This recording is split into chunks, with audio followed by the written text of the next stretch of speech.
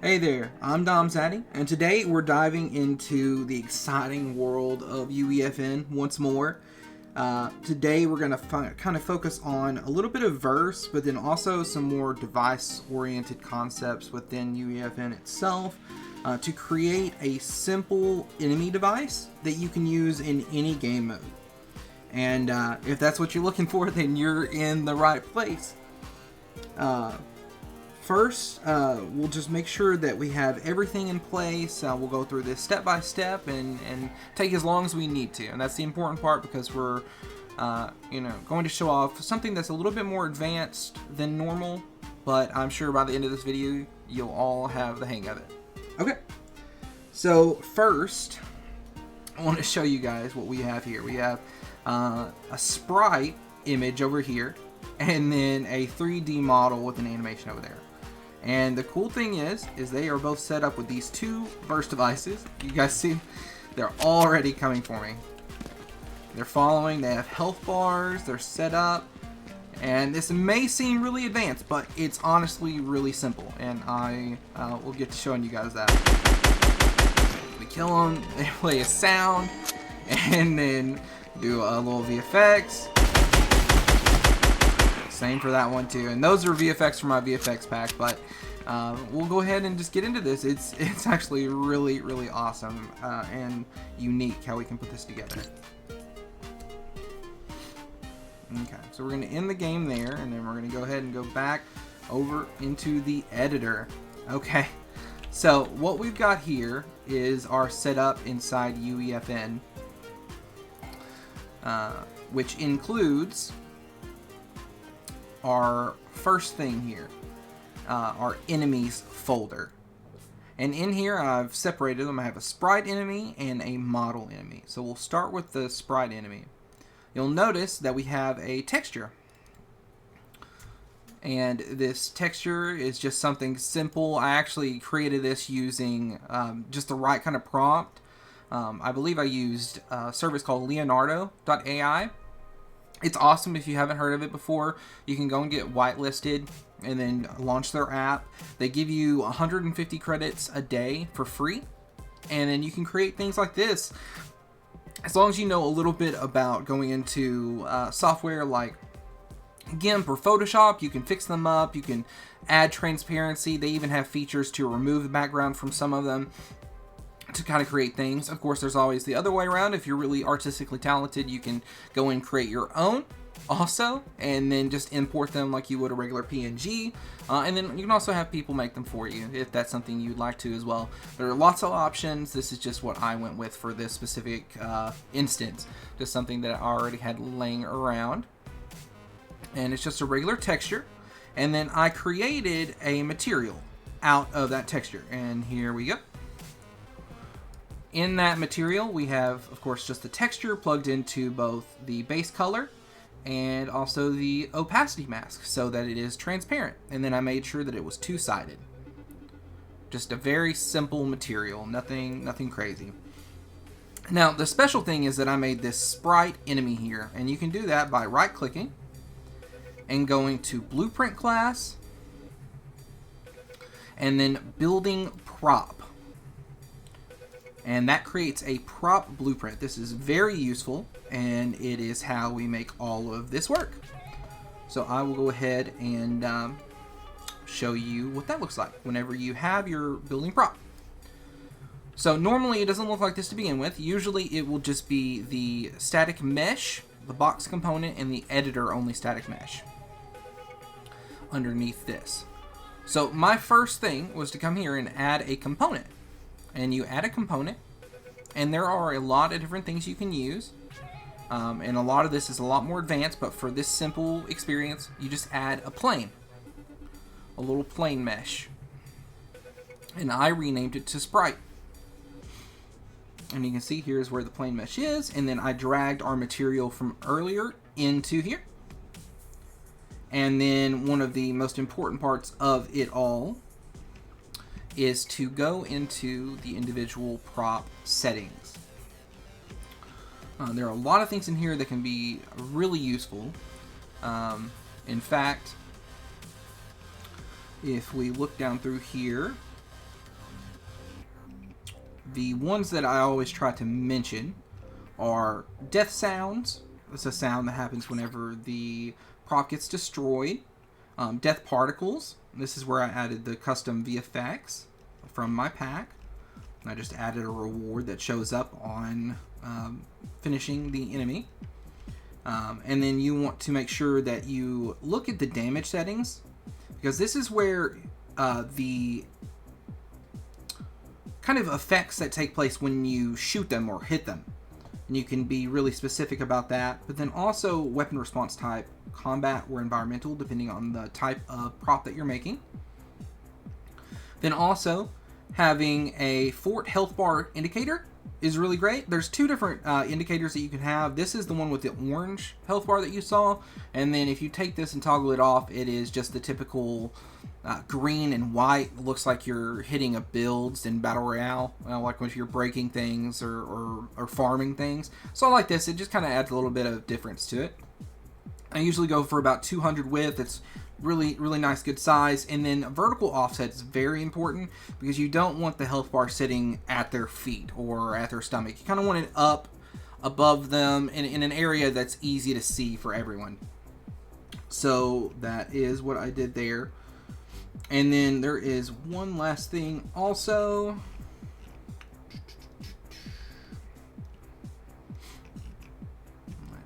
Let's make sure.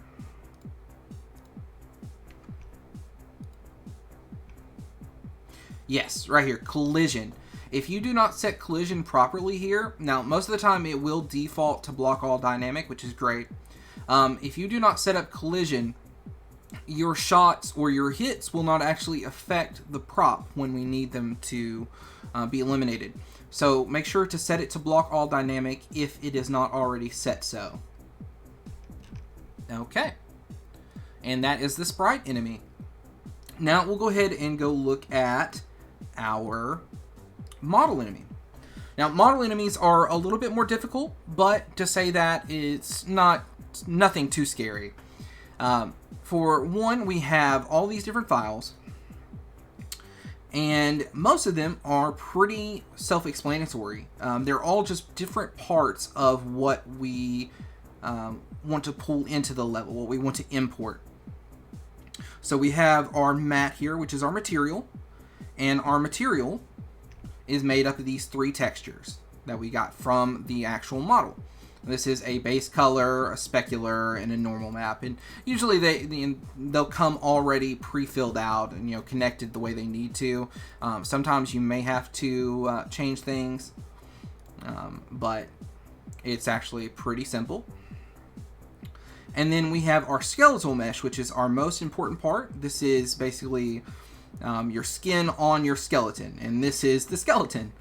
Physics assets, sometimes the models will come with them, sometimes they won't. They just kind of change the way that some of the animations work, depending on if the system is set up for it and the engine is working in that respect. And then another thing is your animation itself, which is unique to the model and has to be rigged. But I will show you an easy way to get all of this in one click. So if we head on over here, this is Mixamo. Mixamo is a free website by Adobe. And you guys can come here and you can get models as well as animations. And if it is, something that you would be interested in, you can just come here, sign in, create an account, and then you can go through and pick a whole lot of characters to add to your games. They have a whole lot to choose from. You choose one, just click it, and then click animations afterward. And in this particular instance, we want something that is movement related so that it looks like they're headed towards you at all times. So that's why I went with this zombie walk here. And if you're doing that, you want to make sure that you click in place over here. Because if you do not, there's actually movement of the model also. And it kind of loops back and forth. It looks a little bit unnatural in what we're creating today.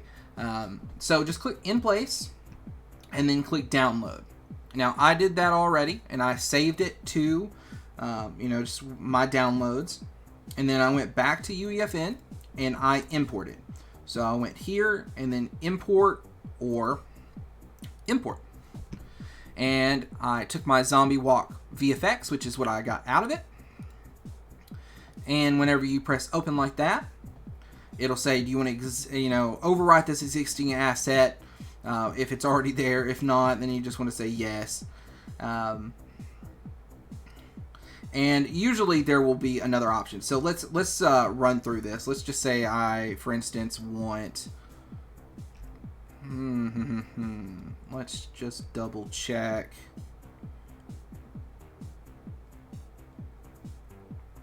Sprint backwards. Sure. We want this, but we want to make sure it's in place. So he's walking backwards. That's essentially what we have here. So we're going to go to download. We're going to make sure that it is with the skin. And keep these settings all the same. And then we'll download.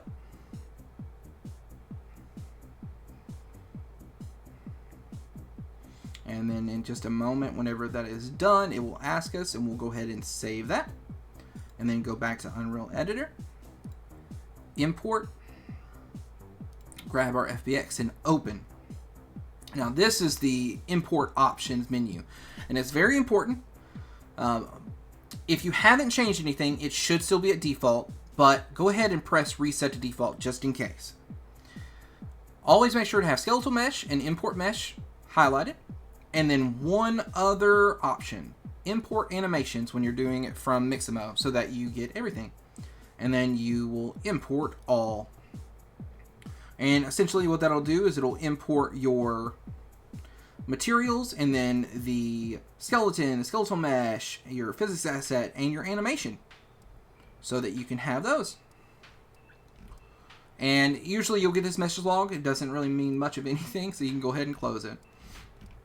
But now we have a sprinting backwards guy also, along with the zombie walk. And this is all very useful because now that we have a skeletal mesh, we can actually create a secondary prop in here. And this prop will be for our model enemy, like this.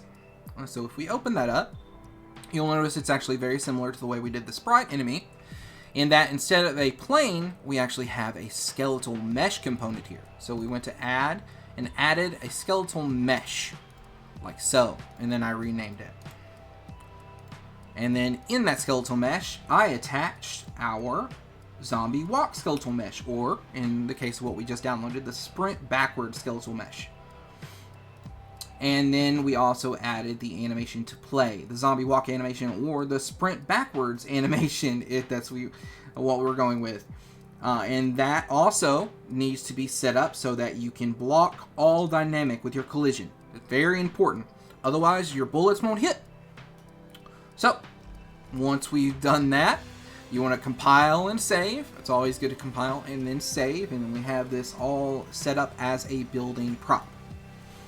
So now that we have building props for both of our enemies, we can now set up the level in the way that we need it to be set. And the best way to explain that is to come out here into our level. And you'll notice that we have our model enemy and our sprite enemy. And on each of these, we have a damage volume attached to it, a mutator zone, and a prop manipulator. So we'll go through these one by one. They're pretty self-explanatory, but they're just the associated devices. Because what we're creating is more or less an AI system.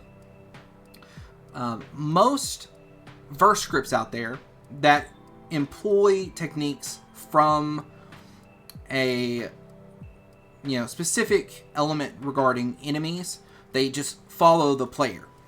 And to me, that always felt like as soon as you start the match, something like that is rushing towards you. And this gives you a little bit more customizability over it.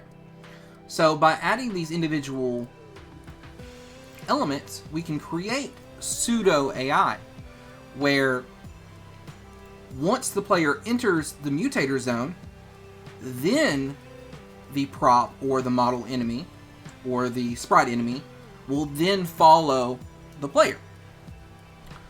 And that is what I had shown you earlier. Now, the damage volume, you can set this however you like. I like to keep it kind of small. So about 7.5 and 7.5.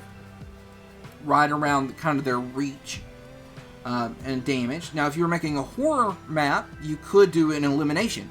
And then have that elimination or that tied to a cutscene where they get caught by them. So there's a lot of interconnectivity in the way that you can connect these devices. And that's really all I do, besides also zone shape cylinder, because I feel like the way that I envision this enemy is that the mutator cylinder, the zone, is its area of vision. And whenever a player enters its area of vision, then the enemy tries to approach the player, follows the player, and tries to damage the enemy with the damage volume. So it's all kind of just cyclical. It holds itself together, and it's a self-enclosed system that you can duplicate many times as you need to fill out a map or create an idea to make things just that much more amazing in your projects. And you can also make sure to set this that whenever the player gets killed by this, whenever he's been eliminated, make sure to disable the damage volume. So that's just one thing that is really important whenever you're setting this up. The fact that whenever the prop is destroyed, you want to make sure that the prop manipulator is sending the information, the signal, to the damage volume to disable itself, so that it does no longer just exist in the world and hurt your player. But other than that, that's also how you can kind of wire things up, that once the prop has been destroyed, it will drop an item, be it gold or a weapon, ammo, and you can create some really unique experiences. But let's break down this further. Obviously, the damage volume is pretty, easy to read. The mutator zone is honestly the same. It's just a little bit larger, and we don't have to do anything too crazy there. Make sure to allow weapon fire within it so you don't affect anybody's. Give them a bad day, for instance. Have something chasing them that they can't shoot, or maybe that is something that you want. Where they're running around and they can't shoot or do anything for a certain amount of time. You can set that up. The prop manipulator is very special though too, because we want to make sure this is attached to your prop. All of these are attached to them, parented to them, so that whenever the model moves or follows, or the sprite does the same, that the devices move along with it. So I have it set up here where it actually has a affect all objects in a zone. So it's just a little bit more on par with the rest of the zones, the zone-oriented, the device-oriented mechanics that I'd mentioned. You do that and set it up so that it's just big enough to fit around the skeletal mesh or the sprite that you're trying to identify. Make sure to modify prop health right here, click that, and then assign the health value right there. And that can be, as high as you want it to be, necessarily 32,000. You can make a boss this way if you really want to. A very simple boss, but a boss nonetheless.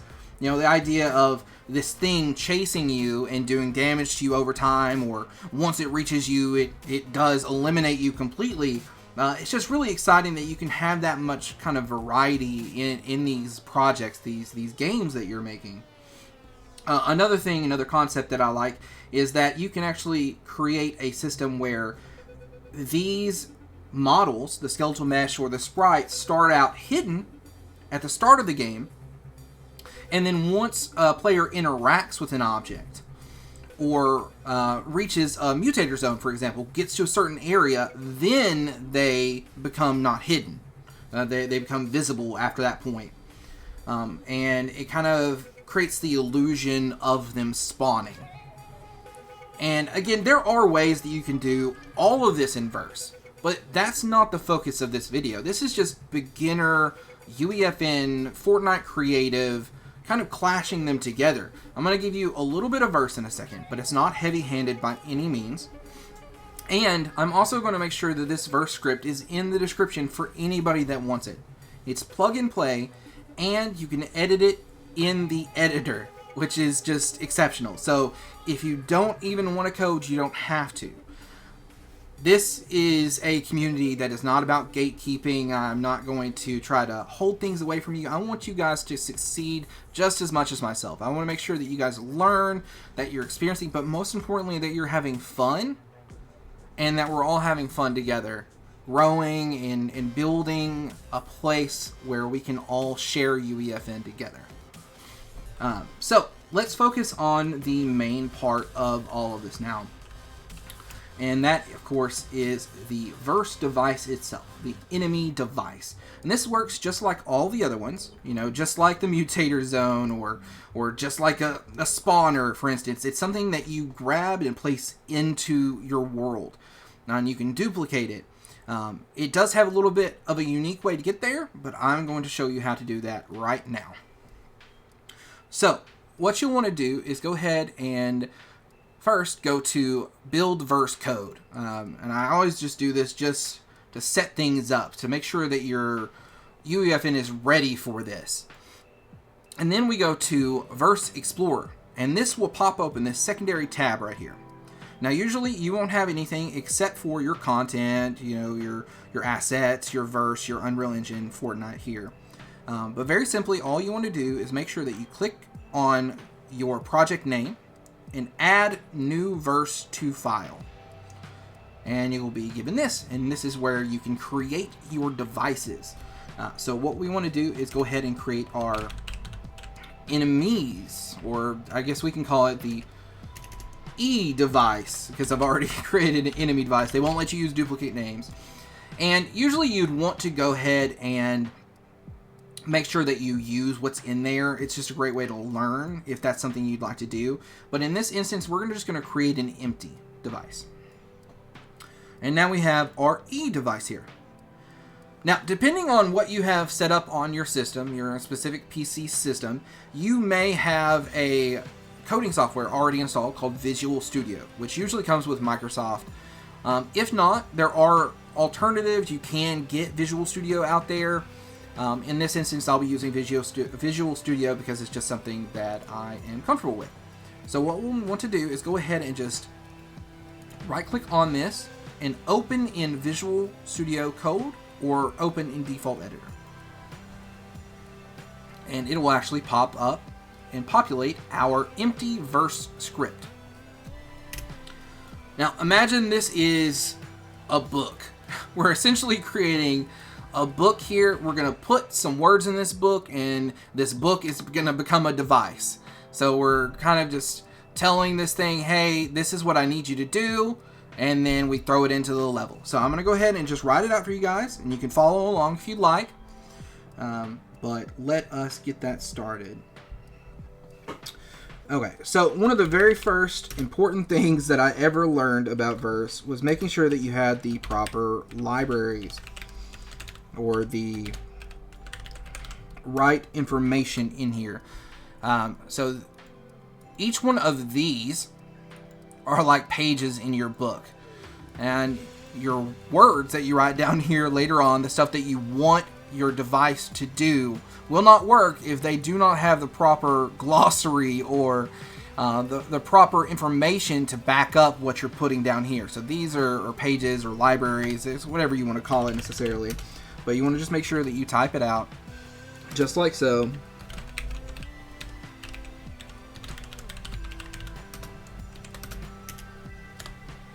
And there is a couple of them. And you'll notice a couple of reoccurring names that we see in UEFN specifically.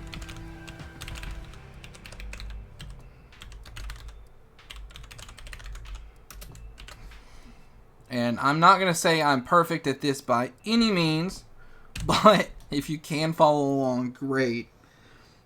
There are a lot of people out there that are a whole lot better at coding than I am. And everything that I have is because of them. So everyone give thanks to those creators out there that delve into verse every single day and make it easier for all of us along the way. Now you'll notice that all of these are websites. That's because that is where we're getting our libraries from.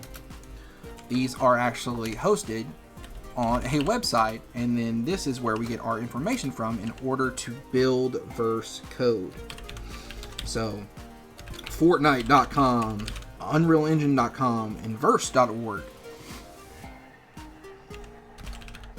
And this one right here is the one that I feel like is the hardest for me to kind of conquer, to master, because it is math, and nobody, at least in my opinion, nobody likes math. That's just how I feel about the subject. But today it will not be so hard because I am here, and I am going to show you how to make this work. Alright, and those are all the libraries. And you want to enter down. I always kind of do a double enter or an enter, leave a space in between, and we want to create this enemy device, just like so, and that will be a class. And the best way to explain what that is, a class is a job. So our enemy's device has a job of being a creative device, basically insinuating or saying that this new enemy device that we're making, or this E device as we've called it, we should probably name it E device, is a creative device and will work in UEFN. And everything we write from now on will be underneath this device. So that is very important as well. And we'll enter down, and now we will start labeling out this.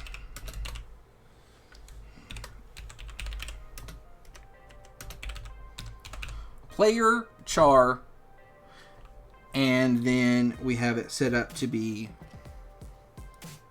question mark agent equals false.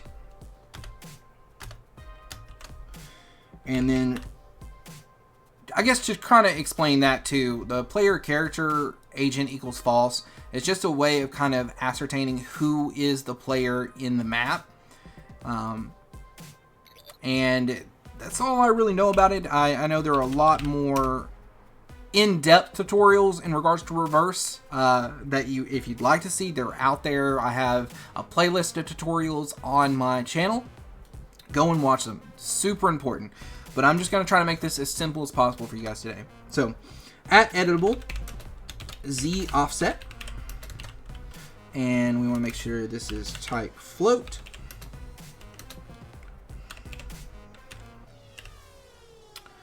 And I'm going to go ahead and just fly through this and make this a little bit easier for you guys. So I'm going to go ahead and finish it up. Alright, and we're back. So to kind of explain it all, this is what we have. This is the entire script. It's not very long. And I'll try to break it down into manageable chunks to make it as simple and easy to explain as possible. These are @editable variables. And that may sound intimidating, but it is not. A variable is an object that you can change in code, usually a value or an item of some sort. And you can also give them unique names so that you can call them or reference them later in a script. I have made 4 editable variables here. One is the Z offset, one is the speed, one is the enemy prop, and one is the zone device. And this is so that I can call those, reference them in our functions or our script. And as you can see, a Z offset is a float, which is a value, usually with a decimal point. So we have a value of 75.0. Our speed is also a float, a value of 5.0. And then our enemy prop is a creative prop, So that would mean what we created earlier using blueprints. A creative prop is something that you can reference, that you create inside the editor, and you can call it and you can pick it, just like you do any other device. A zone device, for instance, is a mutator zone device of type mutator zone device, and you can call that and pick it in the editor. And then we have a bunch of math. So prop, transition axis, these are special axes using vector 3s. Just try to keep it more simple for you though. I'm just going to break it down into small chunks. We have our onBegin function. This is called every time we start the game. So every time we start the game, we reference our zone device that we put in there, that whenever the agent enters the event, you kind of self-explanatory, the agent would be your Fortnite character. You subscribe to it being triggered. So that's the same as marking it on the device itself. That's the same as saying when the player enters the mutator zone, then you send a signal. That's exactly what that means, just written out in code. Now this is the function that we wrote for it called onTriggered. The function are what happens after the fact of that being called. So whenever the player enters the zone, it is called, and we spawn a function called doFacePlayer and doFollowPlayer. Now the follow player is its own specific function that is on loop.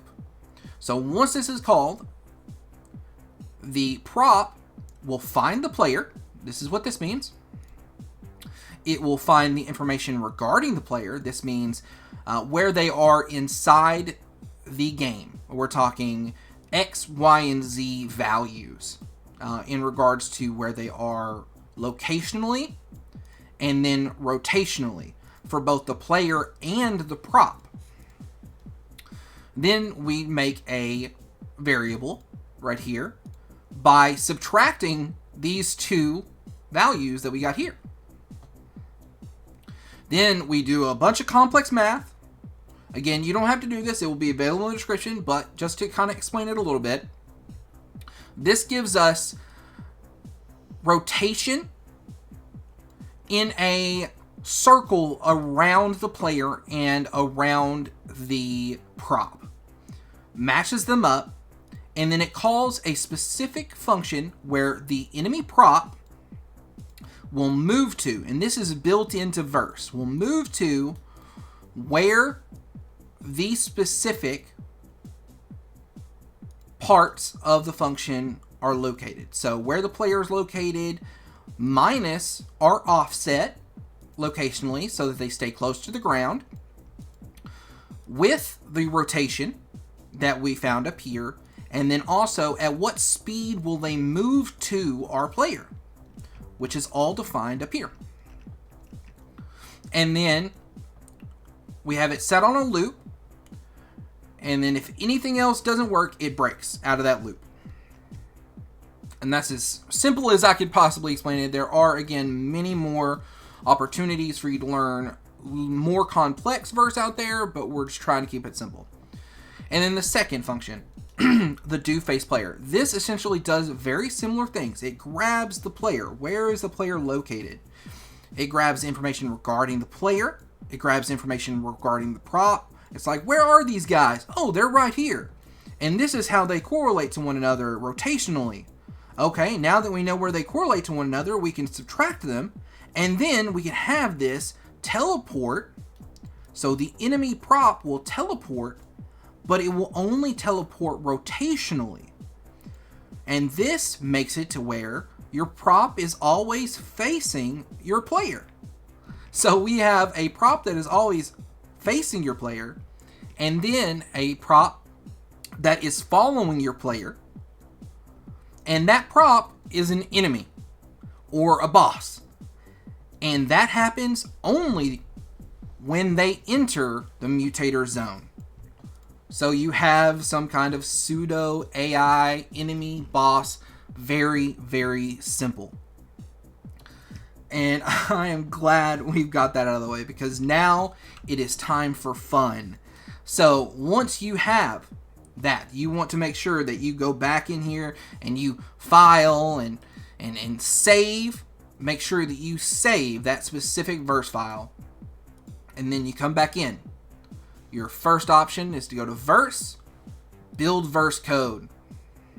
Now right now I'm getting a bunch of errors, so that's just because of the way that I had it set up with duplicates. So do not worry about that. I'm just going to go ahead and close that and delete this prior one. You will not have those errors.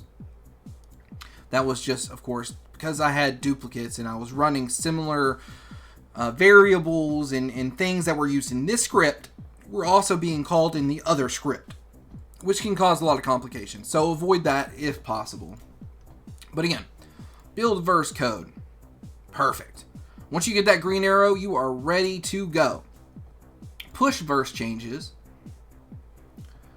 And then what will happen is you will actually get a specific folder for that device. Just like if you were looking down through here in the UEFN contents, you clicked Fortnite and you click devices. And this is where all the Fortnite devices are. The devices that you make are now located inside your content folder in creative devices. You pop that open. You've got your device right here. And it's as simple as clicking and dragging it into the world. And now you have your own custom device that can make enemies follow and rotate. And this is where things get really, really fun too. Because we have both of these devices that I just duplicated. And again, you can create as many as you need for your specific project. But we click one and you can see the editables that we put together. So for instance, the Z offset, which I have at 75. The speed, which I have at 5. The enemy prop, which I have selected with my picker tool. Model enemy. Mutator zone. I have selected as the mutator zone. And you can keep everything organized and just simple right here inside of your outliner. You can also make sure that your devices are hidden in game so nobody can see them. And once you've set up things like that, you want to just kind of tweak it to your own needs, your own specialties, to whatever you're trying to create. A couple of tips that I found out is that you want to make sure that the 3D models have a bit of a Z offset. I say usually 75. And when you're using a sprite character, you want to make sure that it has about 10. I haven't seen much difference with it in regards to Z offset, and that's because it's a plane, and a plane does not have a Z axis, and you kind of have to just mess with it just a little bit, but you can actually make those changes in the specific enemy props. So when it comes to sprite enemies, you come into the blueprint, you make sure to look there for the sprite, and you add a bit of a Z offset in the location right here. You also want to make sure that you rotate it so that it is upright. As you'll notice, if I put that down, it's just kind of laying flat. So 90 degrees there. I usually say about 60. It really depends on the scale of the object or the enemy that you're trying to create. Say if I wanted to increase this scale, so I lock that so that the scale stays between all of them, and I want to double this. He's a lot bigger. I might need to double this as well so that his offset is good and that he kind of sticks to the floor. Otherwise you'll run into a problem where they'll sink into the floor or be hovering off the floor. You're really going to have to just kind of tone that in and make it fit to what you need, make it look right in your eyes. And that's how we would do that. And now, as you can see, we have a much larger, kind of a little bit pixelated carrot monster, and he's coming to get us. And we'll go ahead and push these changes that we made. Make sure to set yourself up. You know, I was thinking that this could be really useful in a situation where you're making like a zombie mode. Put wall buys. That's why I put this little item placer over here. That's a wall buy. Put a conditional button on that so that they have to pay coins in order to get that off the wall, and introduce a currency, and then as you kill these guys, they drop more coins, you know, and then introduce a zombies mode, all you're saying. Or make a more kid-friendly, you know. I know that the IARC is a big thing right now, and creating maps that are combat related are difficult, to say the least. One thing you could do is make a rogue farm animals, or I guess even not even animals because animal violence, but rogue farm vegetables map where you have to go around and you have to go and collect them again by hitting them with your pickaxe, and you have to harvest them, and then you'll get, you know, say the vegetable back into your pocket. And I know there's the consumable corn, and you have those resources back, and you have to go and kind of balance that. There's so many different opportunities here with this simple device to make 100 or more games. And it's all up to you. All it starts with is following this tutorial, subscribing to me, and then I will help you along the way make your island, your UEFN dreams come true. Just like that.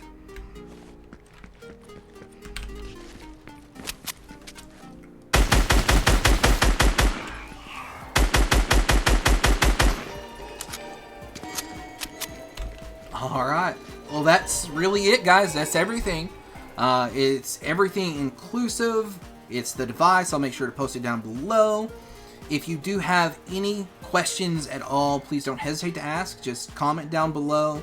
You can even message me on Twitter at Dom_Zaddy, and I'll be happy to help you out along the way. Again, we're all in this together, and it takes a community to make this place a place of passion, of growth, of unity, and we're all in this together. So let's learn together while we're at it. Thank you guys so much. As always, stay calm and listen to Dom.